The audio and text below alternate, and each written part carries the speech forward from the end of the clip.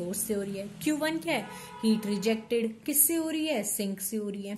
T1 क्या है, temperature of the source, T2 is temperature of the sink. अगर हम T2 को 0 रख दें, if T2 is 0 then Q2 is equal to 0, temperature 0 है तो उसकी हीट भी 0 होगी, दैट मीन्स ईटा इज 100%, है ना। ये चीज 0 तो ये खत्म हो गई, ईटा की वैल्यू 1 आ गई, 1 मीन्स 100% एफिशिएंसी। इट मीन्स जो कार्नोट इंजन है वो एब्जॉर्ब कर रहा है Q1 heat from the source and is converting whole of them into the work. जितनी उसने हीट एब्जॉर्ब करी है सारी की सारी वर्क डन में उसने कन्वर्ट कर दिया without rejecting any heat to the sink. कोई हीट सिंक में नहीं रिजेक्ट की। It is not possible according to the second law of thermodynamics. Hence जो एब्सोल्यूट जीरो है वो कभी भी अटेन नहीं होता। एक्सपेरिमेंटली जब हम हीलियम को सॉलिडिफाई करते हैं वो सॉलिडिफाई होता है एट 1 केल्विन, और experiment is also found at 0 kelvin not be attained. 0 kelvin पे वो अटेन्ड ही नहीं होता। क्लियर है? I hope this is clear to you all. चलो एक छोटा सा टॉपिक और कर लेते हैं। Let's start. Calibration of thermodynamic scale of temperature और मैग्नीट्यूड और साइज ऑफ ईच डिग्री और डिवीजन ऑन केल्विन्स और थर्मोडायनेमिक स्केल। ठीक है, अब हमने कैलिब्रेशंस के बारे में पढ़ना है। मैं आपको एक ग्राफ बना के दिखाती हूँ। This is P and this is V। ये हमारे पास आइसोथर्मल कर्व्स होती हैं, ठीक है, at temperature T1, this is at temperature T2। ये हमारे पास एडियाबैटिक होती हैं, let it be A, B, C, D। ठीक है, suppose this is a boiling point and this will be the freezing point. ये सारा हमारे पास वाटर है। अभी मैं आपको एक्सप्लेन करती हूँ इसको। क्या पढ़ने लगे हम?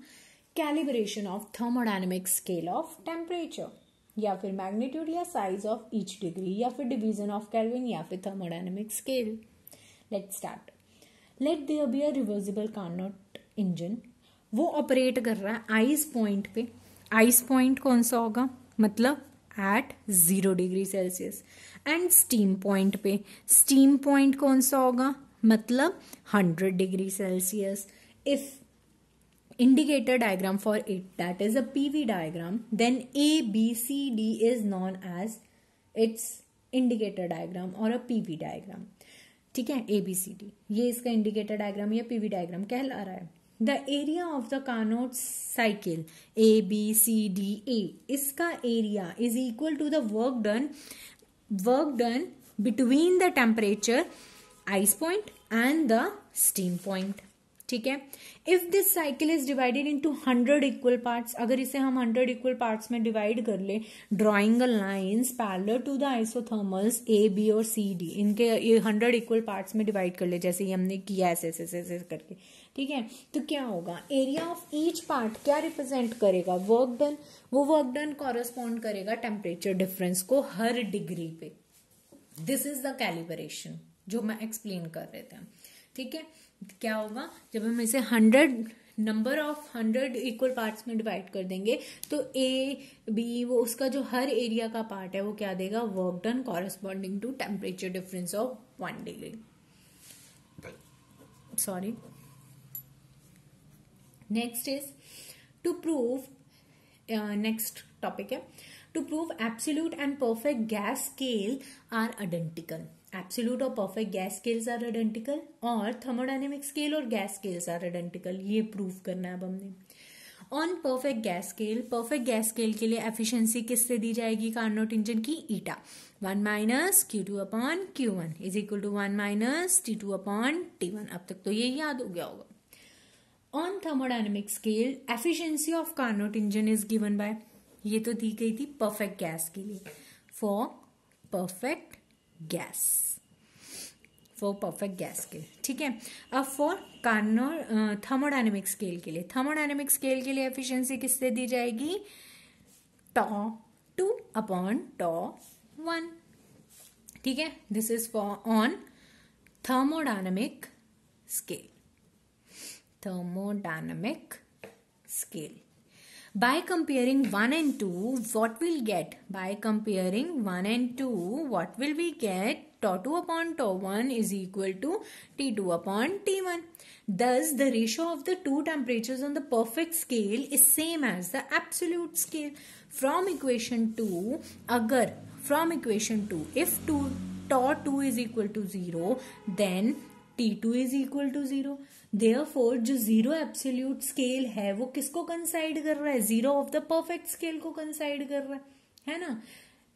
If T1 and T2, next ये समझ आया ना कि अगर tau 2 जीरो है तो T2 भी जीरो होगा. दिस एम्प्लाइज जो जीरो है एब्सोल्यूट स्केल का, वो क्या कर रहा है? एब्सोल्यूट स्केल का जीरो कंसाइड कर रहा है with the perfect scale, perfect gas scale के साथ. ठीक है ना. Now if T1 and T2 are the temperature of boiling points and freezing point. ये T1 टेम्परेचर है बॉइलिंग पॉइंट का, T2 टेम्परेचर है फ्रीजिंग पॉइंट का on water, perfect gas scale. Then T1 minus T2 is equal to 100. From equation 1, eta is equal to Q1 minus Q2 upon Q1. This is T1 upon T1 minus T2 upon T1 which is equal to 100 upon T1, क्योंकि इसकी value हमने 100 बोली है. ठीक है ना. That is क्यों 100 आई है भाई? क्यों?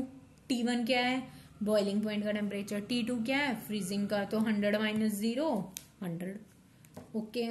नाउ फ्रॉम इक्वेशन 2, ईटा की value Q1 upon Q2, Q1 minus Q2 upon Q1 is equal to tau 1 minus tau 2 upon tau 1. तो ये भी क्या आ जाएगी? 100 upon tau 1. By comparing 3 and 4, what you get? 100 upon T1 is equal to 100 upon tau 1. By using, अब हम use करेंगे using T1 minus T2 is equal to tau 1 minus tau 2 is equal to 100. ठीक है. तो क्या होगा? This implies in this equation what you get, tau 1 और T1 equal आ गए, है ना. यहां से भी देखा जाए तो tau 1 और T1 इक्वल आ गए ना इसको यूज करने से, है ना. Hence boiling point on the both scale coincides. Therefore दोनों स्केल आइडेंटिकल्स हैं. एब्सोल्यूट स्केल भी और परफेक्ट गैस स्केल भी, दोनों स्केल सेम है. जो बॉइलिंग पॉइंट वहां पे होगा वही बॉइलिंग पॉइंट यहाँ होगा. वो तो जो बॉइलिंग पॉइंट फ्रीजिंग पॉइंट वहां होगा वही फ्रीजिंग पॉइंट यहाँ होगा. तो दोनों स्केल्स आइडेंटिकल है, दोनों स्केल्स कंसाइड करते हैं एक दूसरे के. ठीक है. ये आपका आधा पार्ट और खत्म हो गया. कल हम करेंगे new topic and the most important one, Joule's Thomson porous plug experiment. Thank you.